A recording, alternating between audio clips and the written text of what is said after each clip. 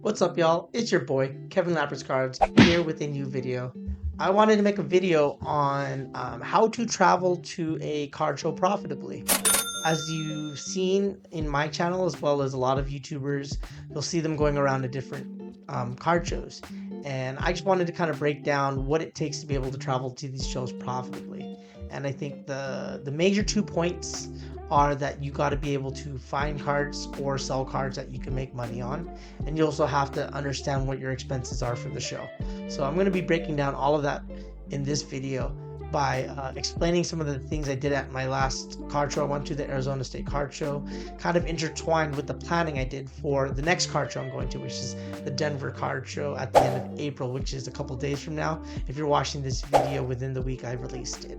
So I'm going to start by just kind of going over a few little things, and hopefully this video, has something for everybody. So let's begin. So when it comes to traveling to card shows, we're just going to start from the beginning. I think the very first thing that you need to decide is what card show you're going to do. There are a number of different factors that you could consider when it comes to picking the shows that you're trying to do. Obviously, local shows will have the least amount of cost involved because there isn't much travel. You don't really have to stay anywhere. So most of the expenses are very low, and you're mostly just paying for admission or for a table, depending on whether you're going to be vending or just attending the show. One of the resources I use to pick what shows to go to is the show locator on Instagram. He is a gem to the hobby, and I highly suggest you give him a follow if you're trying to start traveling to shows.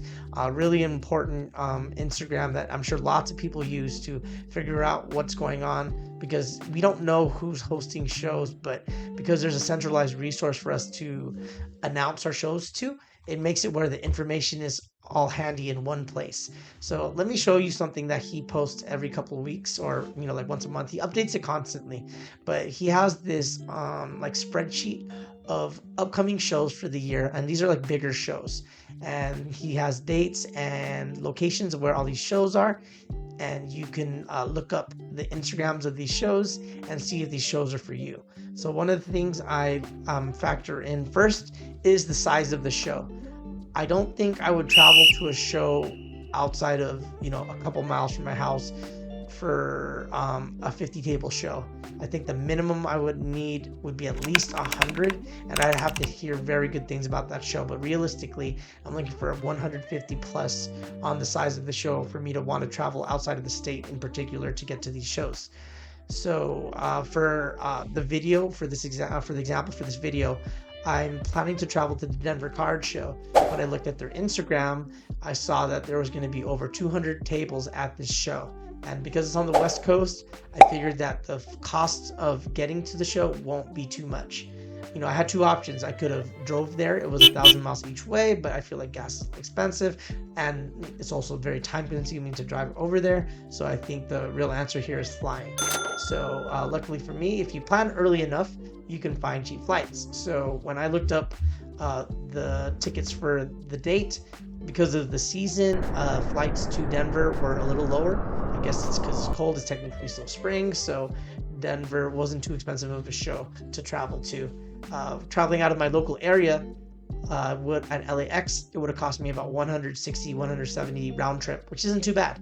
But because I'm in LA, I have the luxury of having multiple airports near me. So sure enough, I looked at the different airports in the general area, and I found that the Ontario airport, that's where the last Berlin Card Show was, by the way, had flights on Frontier at $91.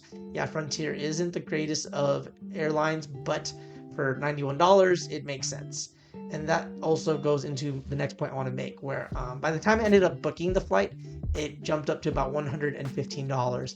And this is one of those things where just planning ahead and booking these things as quickly as possible will definitely help you keep your costs down as low as you can. The next thing I want to mention is traveling in groups. So if you're able to travel with multiple people, outside of like the cost of a flight, you're able to bring down all of your expenses. So the cost of parking my car at the airport and the gas to the airport is going to get split amongst the, let's just say 3 other people who are coming with me. And then I wasn't going to initially stay. I was thinking of just going for a day and then doing a turnaround. But now that I'm going with 3 other people, the cost of the hotel is $160 divided by 4. So to stay overnight, I only have to pay $40, and now I get to do the show for 2 days, which gives me a lot more opportunities to make more moves. Lastly, the location of where the show is in relation to the airport also really helped with the costs. So for the Denver Card Show, the show is located 3 miles from the airport, and the hotel is connected to the convention center in which the show is being hosted at.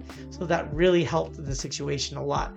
And when I put all these parameters together, it was a no-brainer for me to go to this card show. So I was pretty happy about that. And now I'm going to talk a little bit about what it takes to make money at these shows. So I think the most obvious way that most people are trying to make money at card shows is you'll see people buying cards at one price and then moving them for another, whether it's at the show or after the fact.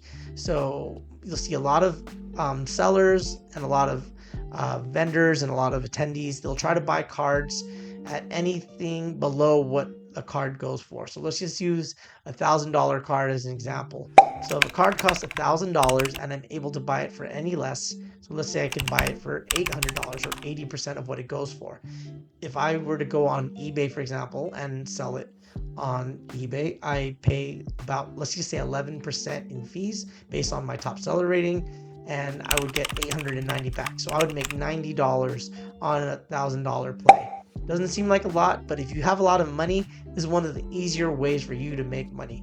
So just to kind of bloat the numbers up even more, let's say I bought $10,000 worth of cards and sold them all on eBay. I would get $8,900 back, which means I made $1,100 at the show before my expenses. So this is one of those ways that you can make money. Another thing, obviously, is you could sell it, on Instagram or Facebook or at another show. And if you're able to do that, you could avoid some of those fees. So that would be nice. And it's just you needing to know about all these things and us needing to know about all these things that matter, because you may think you're making money at a show, but maybe you actually aren't. And it's good to know these numbers. The other ways you could make money, at least for me, this is kind of what I did at the Arizona State Card Show, was my priority was to look for cards to turn in for grading. So I went around and looked for as many cards as I could find to grade, and I think I turned in about 20 cards. I got 5 back. I'm going to show a couple of them to you guys so you guys can see how I did from the last show, because I'm sure if you watched my video, you couldn't really tell how I did. And I think when you watch a lot of vloggers' videos, you can't really tell if they were profitable or whatever. You can tell if they had a good time. Like, I had a great time at the Arizona State Card Show, and if you watch my video, I'm sure you could tell. But like at the end of the day, if the goal is money, it's really hard to tell sometimes if some of these YouTubers or vloggers are making any money. So I just wanted to show you guys a few cards. Like, as you can see, I think I did pretty good overall, except for the very first card, the Miriam. I got a 9 on it, but the good news is I only bought it for $120, and that card goes raw for close to 200. So I don't think I'm going to lose much money, and I probably will end up making money on the play. So that's kind of nice. And I can always, once I crack it out and get it back raw, I can always look at it and decide if I want to turn it in again, because I did really think it was a 10. But yeah, like after crunching all the numbers between the cards I graded, the cards I'm going to get back from grading, and a couple of the different things I sold, like product and singles that I purchased, I'm expecting to be making anywhere between $2,000 to $3,000 from the Arizona State Card Show. Is that going to happen at Denver? Most likely not, but we don't put that negative energy in the air. I definitely think I'm going to make money, but being a vendor does definitely help get you more opportunities. And at least with this situation, we're going to be going around, trying to make money. So like the circumstances change a little bit. I also suggest going to trade nights. If there is a trade night at your card show, I highly suggest going to trade nights, because you're going to see a lot more things that you didn't get to see at the card show, because you're most likely dealing with other attendees and of course a few vendors. So it's always nice to have extra opportunities to find cards that you didn't get to see when you're walking the show floor. Yeah, but there's a whole bunch of different ways to be able to make money at these shows too. I know if you're a vendor, you can sell product. Obviously, you can make mystery packs. There's just a lot of different ways. If you're a breaker, you could get new customers to join your breaks. And You could also consign by selling other people's cards and taking a percentage. There's just multiple ways for you to make money at a card show, but I do think it's really important for you to know your numbers and keep track. Like keeping track of your inventory is very important. Not your inventory, but like keeping track of your transactional histories makes a lot of sense, and I highly suggest everyone do that, because in theory we should be paying taxes, so you should keep track of that for tax purposes. I track everything that I do, whether it's online or in person anyway, so this is something I've just been doing since I started, and I suggest that everyone does too, because it'll give you an honest look at if you're actually making money at these shows. It'll also kind of give you an idea of where you're making a lot of money, and it'll help you kind of focus your energy towards that direction and give yourselves the best chance to do as well as possible. So hopefully you guys got something out of this video, and I will catch you guys on the next one.